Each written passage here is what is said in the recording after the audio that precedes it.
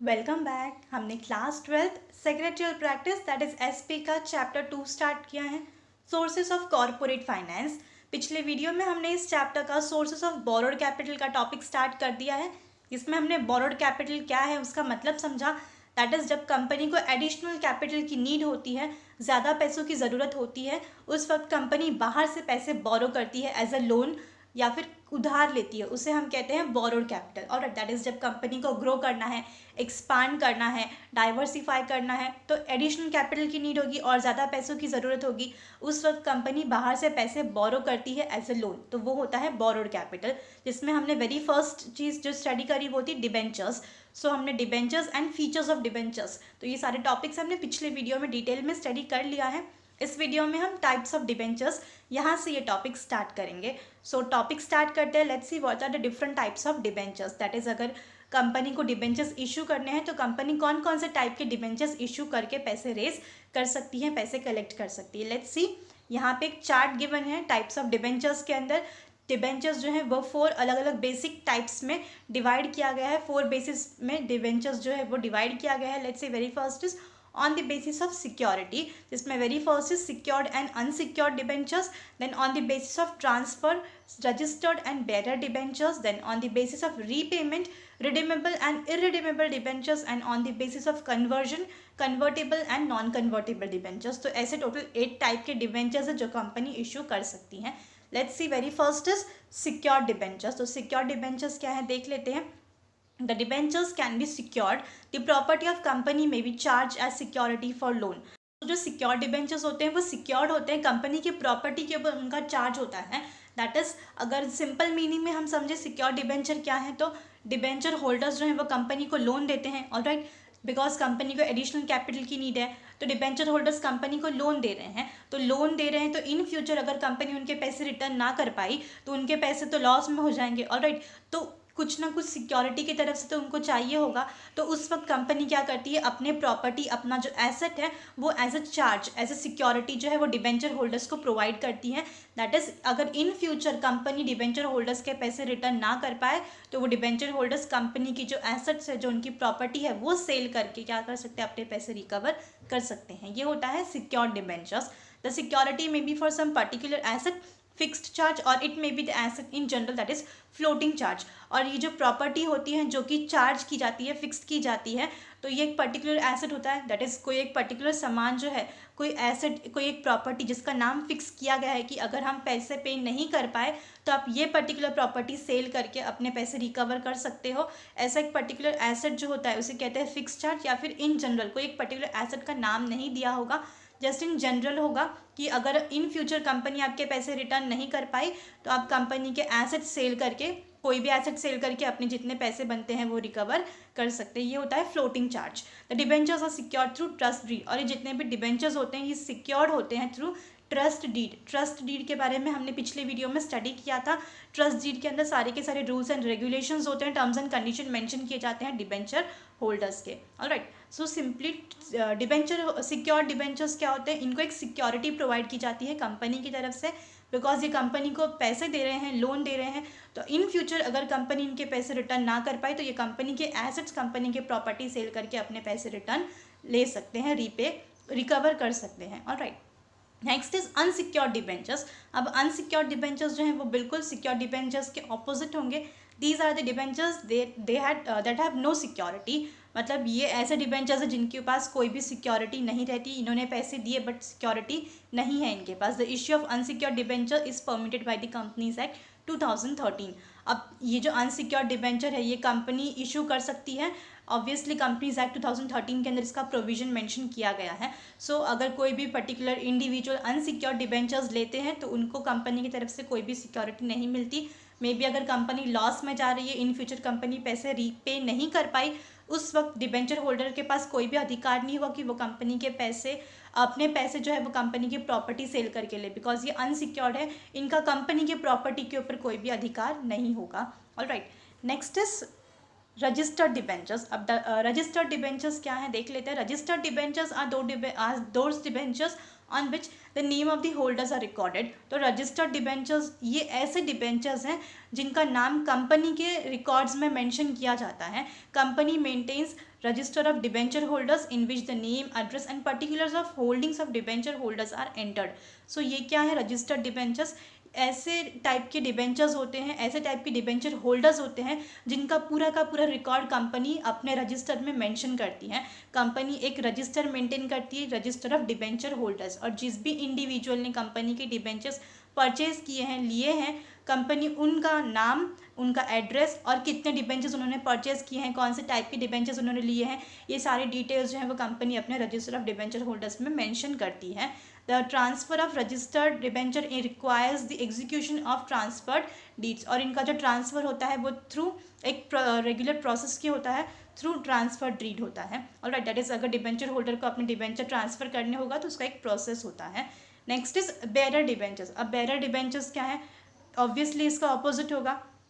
Name of the holders are not recorded on the bearer debentures, the name do not appear on the register of debenture holders. That is जो भी particular individual जिसने भी debentures purchase किए हैं company के, उसका नाम mention नहीं किया होगा।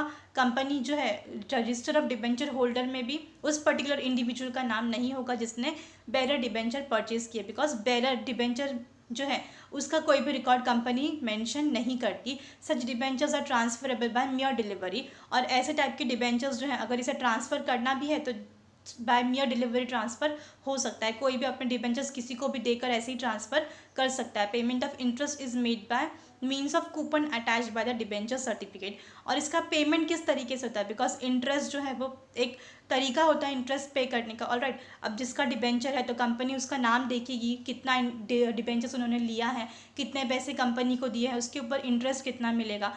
सो बिकॉज कंपनी ऐसे डिबेंचर होल्डर्स का नाम रिकॉर्ड कुछ भी मेंशन नहीं करती है कंपनी के रिकॉर्ड्स में, तो इंटरेस्ट कैसे पे करेगी, तो कूपन के थ्रू कंपनी जो है वो इंटरेस्ट पे करती है। दैट इज डिबेंचर सर्टिफिकेट के साथ में कंपनी क्या करती है, कूपन्स अटैच करती है, और जो भी इंडिविजुअल जो है अगर ये कूपन कंपनी को देता है तो कंपनी उसको इंटरेस्ट पे कर देगी। ऑलराइट, तो इस तरीके से बेरर डिबेंचर्स को उनके इंटरेस्ट का पेमेंट मिलता है। तो इसमें एक डिसएडवांटेज ये भी है कि बाई चांस अगर ये होता है कि डिबेंचर सर्टिफिकेट किसी से गुम हो गया, खो गया, तो उस वक्त क्या होगा, जिसको भी डिबेंचर सर्टिफिकेट मिला है उसके साथ में कूपन अटैच होगा, और कोई भी कंपनी में कूपन देके पैसे कलेक्ट कर सकता है, इंटरेस्ट ले सकता है, बिकॉज कंपनी के पास तो कोई भी डिटेल्स नहीं होती डिबेंचर होल्डर्स की। ऑलराइट, तो ये एक डिसएडवांटेज भी हो सकता है बेरर डिबेंचर्स का। जैसे कि बेरर चेक होता है उसी तरीके से बेरर डिबेंचर होता है। ऑलराइट, इसका डिसएडवांटेज भी है। Next is redeemable debentures. तो रिडीमेबल डिबेंचर्स क्या है, ये ऐसे डिबेंचर्स है एक फिक्स टाइम पीरियड के बाद इनके जो पैसे होते हैं वो कंपनी इनको रीपे कर देती है। Let's see, debentures are mostly redeemable, that is payable at the end of some fixed period as mention on the debenture certificate. तो मोस्टली जितने भी डिबेंचर्स होते हैं वो रिडीमेबल होते हैं, दैट इज कंपनी उनके जो पैसे हैं वो उनको रीपे कर देती है। एक फिक्स टाइम तक के लिए ही डिबेंचर्स जो है वो कंपनी लेती है, और टाइम अगर हो गया ख़त्म तो उनके पैसे जो है वो कंपनी उनको रीपे कर देती है, जैसे कि डिबेंचर सर्टिफिकेट में मेंशन किया गया है। Repayment can be made at fix date at the end of specific period और by instalment during the lifetime of the company. तो कंपनी पैसे किस तरीके से रीपे करती है, या तो फिर एक पर्टिकुलर फिक्स डेट जो है वो फिक्स किया गया था, इस डेट पे कंपनी पूरे पैसे रीपे कर देगी, या तो फिर इंस्टॉलमेंट बेसिस पे कंपनी क्या करती है, पैसे रीपे करती है।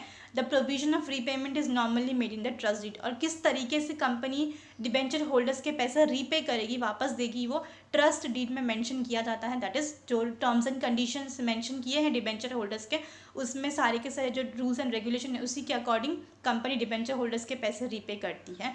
Alright, next is irredeemable debentures. Obvious है कि अपोजिट होगा, कंपनी इनके पैसे रीपे नहीं करेगी जब तक कंपनी चल रही है। Let's C, these kind of debentures are not repayable during the lifetime of the company।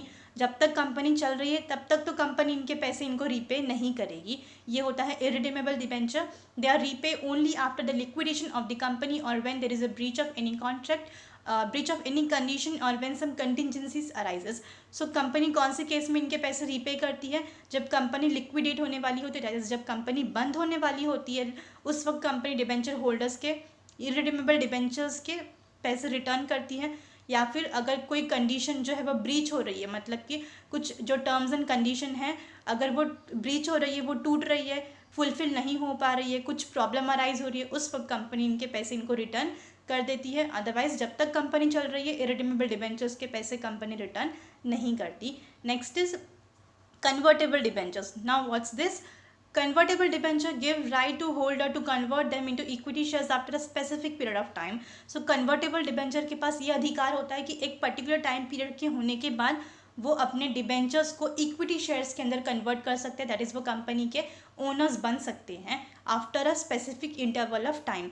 Such right is mention in the debenture certificate, और ये जो अधिकार है उनका, ये उनके डिबेंचर सर्टिफिकेट में मेंशन किया जाता है। ऑलराइट, तो जो भी इंडिविजुअल कन्वर्टेबल डिबेंचर परचेज करता है वो फिक्स पीरियड ऑफ टाइम खत्म होने के बाद अपने डिबेंचर्स को इक्विटी शेयर्स में कन्वर्ट कर सकता है। The issue of convertible debenture must be approve by special resolution in the general meeting before they are issued to public.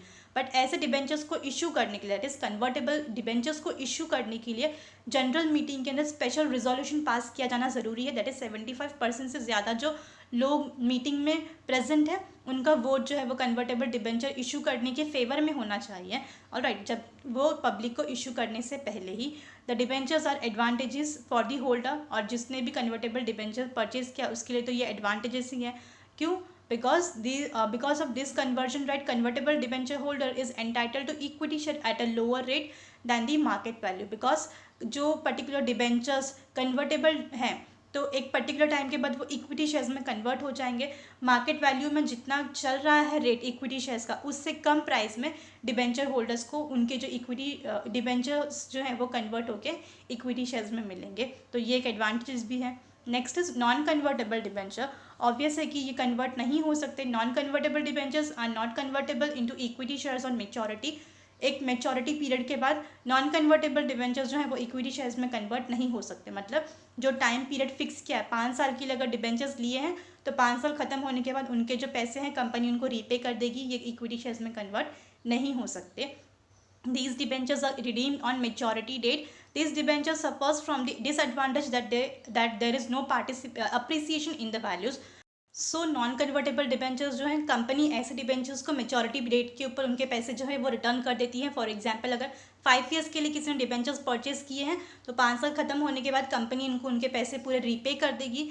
और इनका एक डिसएडवांटेज क्या है कि उनके जो प्राइस है डिबेंचर्स की प्राइस के अंदर, उनके वैल्यू के अंदर कोई भी अप्रिसिएशन नहीं होता, मतलब उनके पैसे जो है वो ग्रो नहीं करेंगे, बढ़ेंगे नहीं। Alright, next topic is acceptance of deposits. तो हमारा जो डिबेंचर्स का टॉपिक था वो पूरा कंप्लीट हुआ।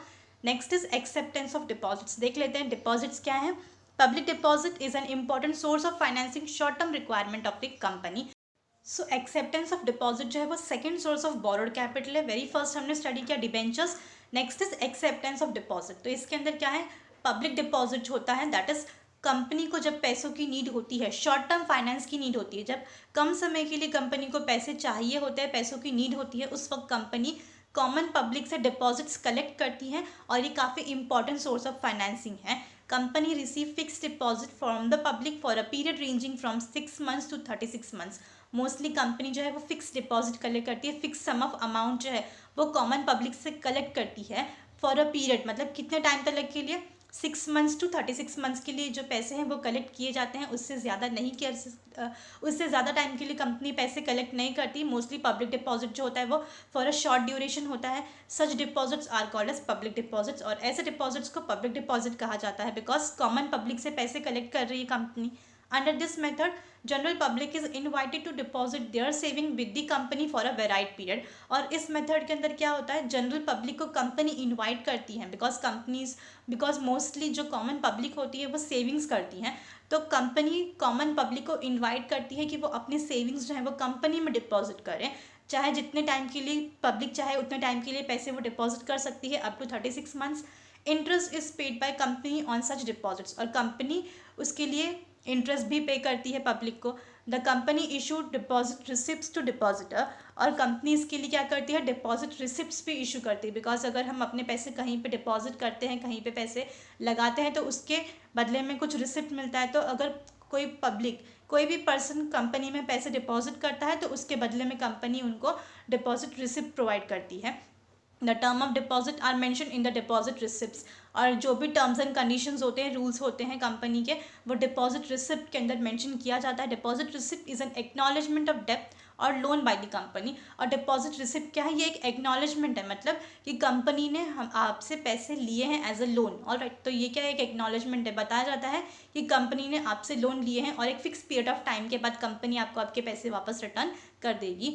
Deposits are either secured or unsecured loan offer to the company. तो डिपॉजिट जो है वो सिक्योर्ड भी हो सकता है, अनसिक्योर्ड भी हो सकता है, जो कि ये एक लोन है जो कि कॉमन पब्लिक कंपनी को ऑफर करती है. Alright, next is meaning. अब इसका मीनिंग देख लेते हैं. As per section 2 subsection 31 of the companies act 2013, deposit includes any receipt of the money by way of deposits or loan or in any other form by a company, but does not include such categories of amount as may be prescribed in consultation with the Reserve Bank of India. So public deposit. So deposit का meaning क्या है ये यहाँ पे given है. As per section 2 subsection 31 of the companies act 2013. Let's see deposits. ये जो word है डिपॉजिट, इसके अंदर कौन कौन सी चीज़ें इंक्लूड होती है? It includes any receipt of money. Money की कोई भी रिसिप्ट इंक्लूड की जा सकती है डिपॉजिट्स में by way of deposit. Alright, that is अगर कंपनी में कॉमन पब्लिक ने डिपॉजिट किया है बाय वे ऑफ मनी तो वो भी डिपॉजिट के अंदर इंक्लूड होता है. लोन होगा तो वो भी डिपॉजिट में इंक्लूड होगा. और इन एनी अदर फॉर्म, या तो फिर कोई दूसरे फॉर्म में अगर वो कंपनी को लोन देती हैं, प्रोवाइड करती हैं, तो वो भी डिपॉजिट में इंक्लूड होगा. But it does not include such category. But कौन सी चीज़ें जो हैं वो डिपॉजिट्स के अंदर इंक्लूड नहीं होती? ऐसी चीज़ें, but it does not include such category of amount as may be prescribed in consultation with the Reserve Bank of India. but Reserve Bank of India ने कुछ particular लिस्ट डाउन किए हैं, कुछ particular अमाउंट जो है वो mention करी गई हैं. एक कैटेगरी है जो भी अमाउंट इस कैटेगरी में इंक्लूड होता है उसे डिपॉजिट के तौर पे इंक्लूड नहीं किया जा सकता. Alright, the above expression has been further elaborated by rule 2 subsection 1 clause B of the companies acceptance of deposit rule 2014. अब ये जो पर्टिकुलर फर्दर रूल 2 है, ये जो सेक्शन के अंदर जो भी चीज़ें मेंशन की गई कि डिपॉजिट क्या है, डिपॉजिट में कौन कौन सी चीज़ें इंक्लूड होती है, जैसे कि मनी हो गया by way of deposit, loan, या फिर in any other form, but कौन सी चीज़ें इंक्लूड नहीं होती है, तो इसको और थोड़ा सा एलॉबरेट किया है और अच्छे तरीके से फर्दर एक्सप्लेन किया गया है. The rule provide that. अब इस रूल के अंदर क्या बताया है? डिपॉजिट क्या है? Deposit means any receipt of money in form of deposit और loan by a company. That is deposit क्या है? कोई भी पर्टिकुलर रिसिप्ट जो कि मनी के फॉर्म में हो या फिर लोन के फॉर्म में हो. Alright, however deposit does not include following. But deposits के अंदर कौन कौन सी चीज़ें इंक्लूड नहीं होती, इसका एक लिस्ट यहाँ पे गिवन है. लेट्स सी कि इनमें से अगर कोई भी चीज़ देती है एज अमाउंट, अगर कंपनी रिसीव करती है तो वो डिपॉजिट नहीं है. कौन कौन सी चीज़ें हैं? Very first is any amount receive from central government और state government. So central government या फिर स्टेट गवर्नमेंट की तरफ से कोई भी अमाउंट कंपनी रिसीव करती है तो वो डिपॉजिट नहीं होगा. Any amount received as loan from any banking company. Banking company की तरफ से भी अगर कंपनी को कोई अमाउंट रिसीव होता है तो वो भी डिपॉजिट नहीं कहलाया जाएगा. Next is any amount receive from foreign government और इंटरनेशनल बैंक्स. इंटरनेशनल बैंक या फॉरेन गवर्नमेंट की तरफ से भी अगर कुछ अमाउंट कंपनी रिसीव करती है तो वो भी डिपॉजिट कैटेगरी में इंक्लूड नहीं होगा. Next is any amount receive by company from any other company. दूसरी कंपनी ने अगर कंपनी को कोई कुछ पैसे दिए हैं तो वो भी डिपॉजिट्स नहीं कहलाई जाएंगी. Next is any amount raised bye issuing commercial paper. Commercial papers को रेज इशू करके अगर कंपनी कोई अमाउंट लेती है, इशू करती है, तो वो भी डिपॉजिट्स की कैटेगरी में नहीं आएगा. Any amount raised bye issuing of bonds. Bonds को इशू करके भी अगर कुछ अमाउंट कंपनी कलेक्ट करती है तो वो भी डिपॉजिट्स नहीं होगा. Any amount received in trust. Trust से भी अगर कुछ अमाउंट रिसीव होता है कंपनी को तो वो भी डिपॉजिट नहीं कहलाया जाएगा. Any amount received by way of prescription of any shares और डिबेंचर्स. शेयर्स एंड डिबेंचर्स को इशू करके अगर कंपनी कुछ अमाउंट कलेक्ट करती है तो वो भी डिपॉजिट्स की कैटेगरी में इंक्लूड नहीं होता. ऑलराइट, तो ये सारे के सारे 8 पॉइंट्स है.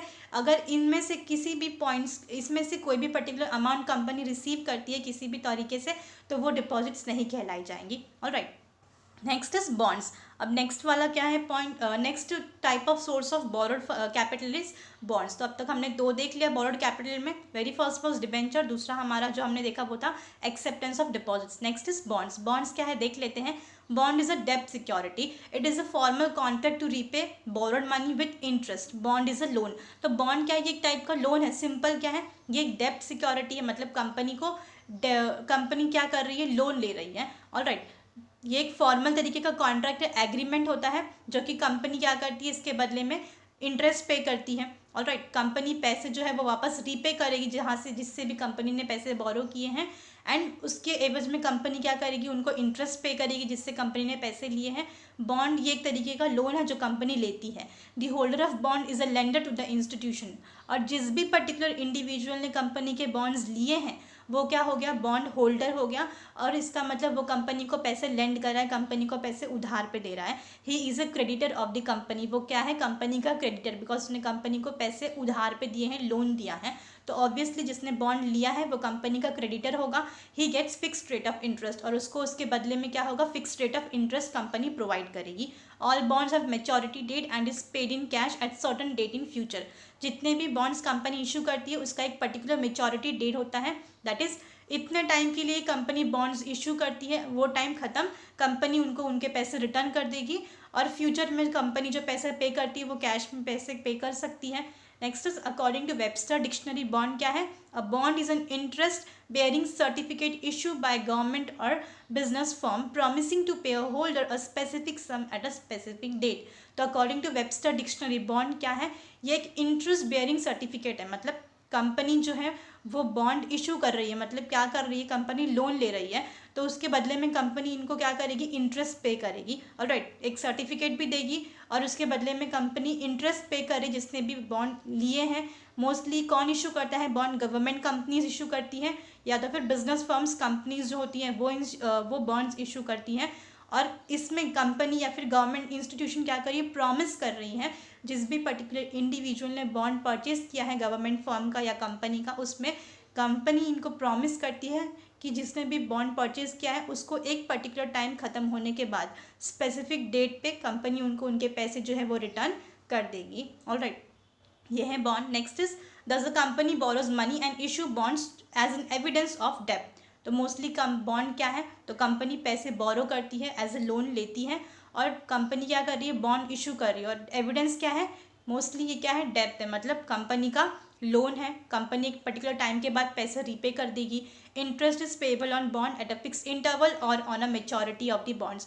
मोस्टली इंटरेस्ट जो है वो पे किया जाता है जो भी बॉन्ड लेता है, दैट इज बॉन्ड होल्डर को इंटरेस्ट पे किया जाता है कंपनी की तरफ से एक फिक्स पीरियड ऑफ टाइम पे, या तो फिर मेच्योरिटी डेट पे। दैट इज अगर पूरा हो गया, बॉन्ड मेच्योर हो गया, उस वक्त उनको इंटरेस्ट मिल जाएगा सारा का सारा साथ में, या फिर जितने टाइम के मोस्टली 3 मंथ 6 मंथ्स के ऊपर उनको एक particular fix interval of time company क्या करेगी, इंटरेस्ट पे करेगी। Alright, next is features. अब बॉन्ड्स की फीचर्स क्या है, very first is nature of finance, it is a डेब्ट finance, it provide long term finance. Bond can be issued for longer period, that is for 5 years 10 years 25 years 50 years etcetera. Mostly bond क्या है, ये डेब्ट finance है, मतलब company loan ले रही है। ऑलराइट, तो लॉन्ग टर्म फाइनेंस, अगर लंबे समय के लिए कंपनी को पैसे चाहिए होंगे उस वक्त कंपनी बॉन्ड्स इशू करती हैं। बॉन्ड जो है वो काफ़ी ज़्यादा टाइम के लिए होता है, जैसे कि 5 years के लिए, 10 years 25 years 50 years के लिए अगर कंपनी को पैसे चाहिए होंगे एज ए लोन तो कंपनी बॉन्ड्स इशू करेगी। Next is status of bond holder. अब जो पर्टिकुलर इंडिविजुअल बॉन्ड लेता है तो वो बॉन्ड होल्डर हो जाता है, तो उसका स्टेटस क्या है कंपनी में, मतलब बॉन्ड होल्डर। अब क्रेडिटर्स, कंपनी में बॉन्ड होल्डर क्या है, क्रेडिटर है, वो कंपनी को पैसे एज ए लोन दे रहा है तो ऑब्वियसली वो कंपनी का क्रेडिटर हो जाएगा। Since they are creditor and non owner they are not entitled to participate in general meeting. और हालांकि क्योंकि जो क्रेडिटर वो कंपनी के क्रेडिटर्स हैं, ओनर्स नहीं हैं, तो कंपनी के जनरल मीटिंग के अंदर पार्टिसिपेट नहीं कर सकते, कंपनी के किसी भी डिसीजन में वो दखल अंदाजी नहीं कर सकते। They have no voting rights and hence no participation in the management. जो बॉन्ड होल्डर्स होते हैं उनके पास कोई भी वोटिंग राइट्स नहीं होती, वो कंपनी की किसी भी मीटिंग में पार्टिसिपेट नहीं कर सकते। दैट इज मैनेजमेंट में उनका कोई भी पार्टिसिपेशन नहीं है, कंपनी किस तरीके से काम कर रही है उसमें उनको कुछ भी मतलब नहीं होता, उनको सिर्फ अपने इंटरेस्ट से मतलब होगा। Alright, next is return on bond. The bondholder gets a fixed rate of interest. It is payable at a regular interval or on the maturity of the bond. जो बॉन्ड होल्डर होते हैं एक fix rate of interest जो है वो company उनको पे करती है, एक रेगुलर इंटरवल पे, हो सकता है 6 months 3 months पे उनको उनके इंटरेस्ट पे किए जाए, या तो फिर मेच्योरिटी ऑफ बॉन्ड पे, मतलब अगर 5 years के लिए है, 5 years कंप्लीट हुआ तो सारा का सारा उनको इंटरेस्ट एक साथ में मिल जाएगा उनके प्रिंसिपल अमाउंट के साथ में। Alright, next is repayment. अब बॉन्ड कब रीपे किया जाता है, bonds have specific maturity date on when the principal amount is repaid. तो एक मेच्योरिटी डेट होता है, अगर 5 साल के लिए बॉन्ड लिया गया है तो 5 साल होने के बाद उनको उनके पूरे पैसे जो है रिटर्न मिल जाएंगे। 10 साल के लिए होगा तो 10 साल मैच्योरिटी डेट है, ऑलराइट। तो 10 साल कंप्लीट होने के बाद कंपनी उनको उनके पूरे पैसे जो है वो रिटर्न कर देगी। तो ये है फीचर्स ऑफ बॉन्ड्स, ऑलराइट। सो यहाँ पे स्टॉप करते हैं। Next is ADR and GDR, American depository receipt and global depository receipt, ये हम नेक्स्ट वाले वीडियो में कवर करेंगे, ऑलराइट। सो आई होप आपको इस वीडियो का पूरा जो टॉपिक है वो समझ में आया होगा। इस वीडियो में हमने टाइप्स ऑफ डिबेंचर्स का पूरा टॉपिक जो है वो कवर किया। देन हमने acceptance of deposits and bonds, तो हमने ये सारे टॉपिक्स जो है इस वीडियो में कवर अप किया। आई होप आपको पूरा टॉपिक जो था इस वीडियो का वो समझ में आया होगा। Next is ADR and GDR, ये हम नेक्स्ट वाले वीडियो में कवर अप करेंगे, alright. So thank you for your time.